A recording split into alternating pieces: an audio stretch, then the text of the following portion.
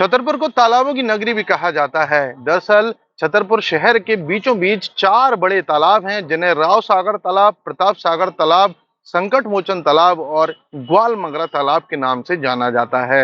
इन तालाबों की पानी को स्टोर करने की क्षमता काफी ज्यादा है और शहर में पानी की कमी होने से भी ये तालाब बचा लेते हैं। गर्मियों में भी ये तालाब पूरी तरह कभी नहीं सूखते, क्योंकि इन्हें आपस में जोड़ दिया गया है। यानी एक तालाब में पानी भरने से उसका पानी दूसरे तालाब में अपने आप ट्रांसफर हो जाता है। इसकी वजह से ये सब गर्मी के समय भी भरे रहते हैं।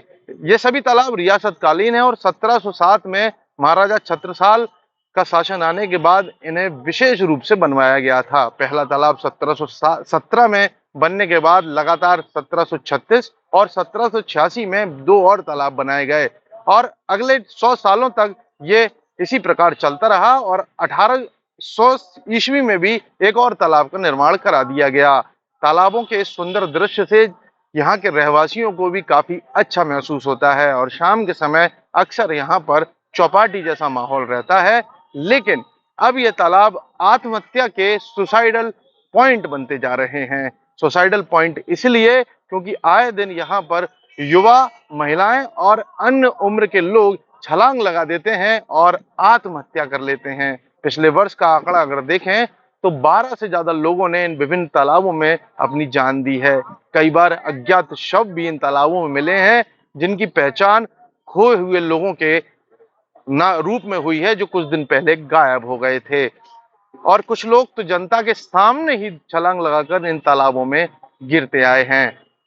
जब भी ऐसा कोई हादसा होता है तो रेस्क्यू ऑपरेशन चलाया जाता है, लेकिन इस रेस्क्यू ऑपरेशन में कभी भी जिंदा व्यक्ति नहीं मिल सके, क्योंकि रेस्क्यू ऑपरेशन की टीम को आने और रेस्क्यू ऑपरेशन को पूरा होने में कई बार काफी समय लग जाता है।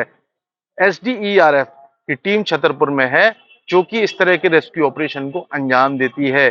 पहले वे तालाब का चक्कर लगाकर या कांटा डालकर शव को बाहर निकालने की कोशिश करते हैं, लेकिन उससे भी बात न बन पाने पर फिर गोताखोरों का उपयोग किया जाता है और हमेशा ही शव ही बाहर निकलते हैं। इतने सुंदर तालाब, इन पर कोई सुरक्षा घेरा ना होने की वजह से और इनमें कूदने में बड़े आसान तरीके होने की वजह से यहाँ पर सुसाइड्स की स्थिति बढ़ती जा रही है। कई बार तो ऐसा देखा गया है कि तालाब के ऊपर जो सीढ़ियां होती हैं उन पर चप्पल मिली है और चप्पल का मालिक तालाब के भीतर और उसके परिवार वाले बाहर बैठकर सिर्फ रोते बिलखते उसके शव का बाहर निकाले जाने का इंतजार करते देखे गए हैं। जी, क्या नाम है आपका भैया? संतोष सिंह यादव। छोटा भाई था? हाँ, छोटा भाई था हमारा। संदीप। हाँ।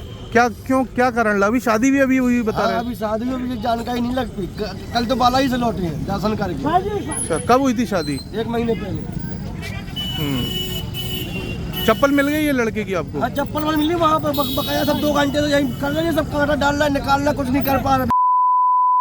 ये सारी घटनाएं लगातार छतरपुर में पिछले कई सालों से घट रही हैं, लेकिन इन पर रोक नहीं लग सकी है। सुरक्षा घेरा नहीं है और कोई ऐसा इंतजामात नहीं है जिसके चलते इन पर नजर रखी जाए। रियासतकालीन इन तालाबों को अब सुसाइडल पॉइंट भी कहा जाने लगा है। छतरपुर से अभिषेक सिंह सेंगर, IBC 24।